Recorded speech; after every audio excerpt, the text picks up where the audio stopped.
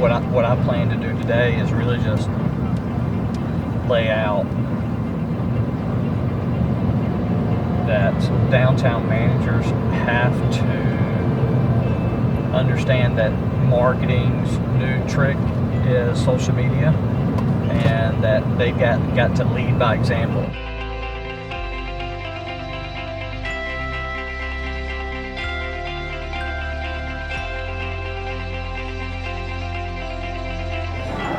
Just don't tell Carl.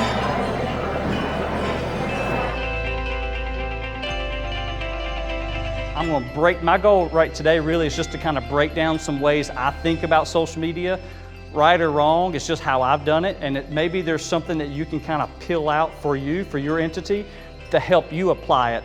If you lock this away for 24 hours, people would probably lose their mind. And, but it's so cool because I can check my text messages, I can check in on loved ones, I can do my banking, I can catch up on the news. But this is a really cool thing, but that is what I call a clue.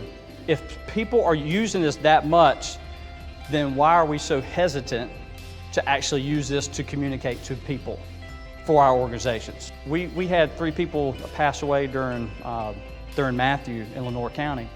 2 of them were involved in going around barricades. And I was just going, that is so preventable. And so I remember getting in front of a barricade, and I just did a Facebook Live video with my phone. So when someone says they can't do video, I bet almost everybody in this room has something like this. And I went on Facebook Live, put on selfie mode, and I was in front of a barricade, and I just said, look, this barricade means something. It means that somebody in the government has decided that this road is not safe. 40,000 views in less than 24 hours. I did nothing special but communicate something that was accurate and fast. And that was the biggest lesson I learned from Matthew as a leader, as a public servant, was if you are accurate first and then fast, it helps people. But if you are fast and inaccurate, it can destroy some lives. For example, a recent one, Kobe Bryant's helicopter crash. I went to bed thinking that 5 people passed. Y'all remember that? The next morning I woke up, I heard 2 different reports that 9 people passed. I was going, how does somebody miss 4 people? Somebody was too trigger happy on the social media button to report false information.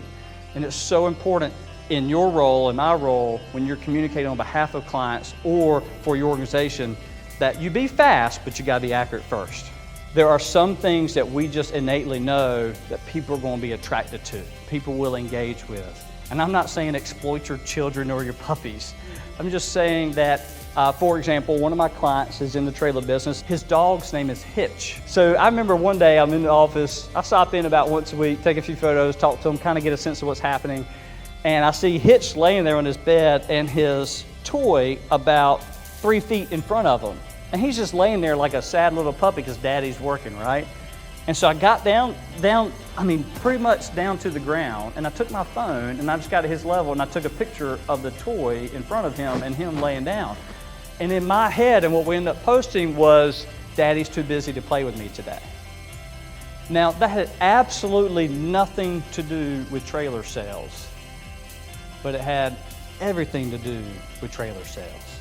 But understanding that not every post has to be about the trailer. Not every post has to be about we're doing this event. Not every post has to be about we need to raise money for X. Finding those things and turning it into something good. It's authentic and people respond to it. But we don't enjoy being sold to, someone twisting our arms to buy something. But we buy something all the time, right? Every day. We're spending money on coffee, on lunch, on cars, on a house. We're buying stuff all the time. I would argue, though, that as a practice, when you think about social media, that it is better to give than to receive.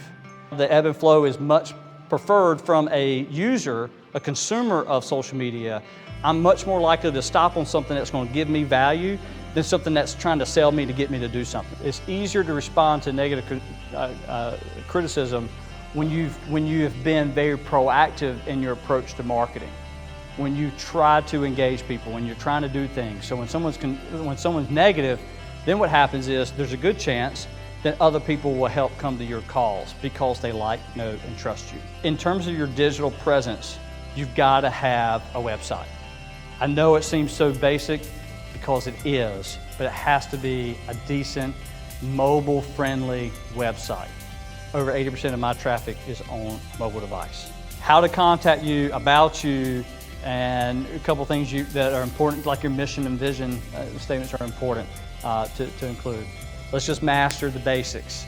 And that's the way I look at social media. Far too often we want to go skip home and first and go straight to blogging or paid ads down in SEO. And I'm like, no, let's start here first.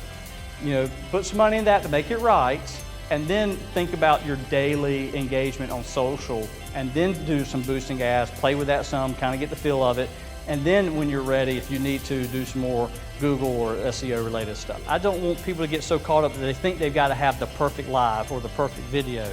I'm just telling you, most people aren't even doing it, so just pulling out your phone and recording what's happened is more than what most.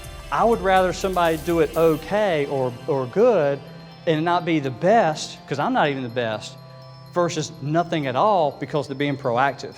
And to me, that's the bottom line when it comes to social media. You're either going to be proactive or reactive, and I would much prefer you be proactive.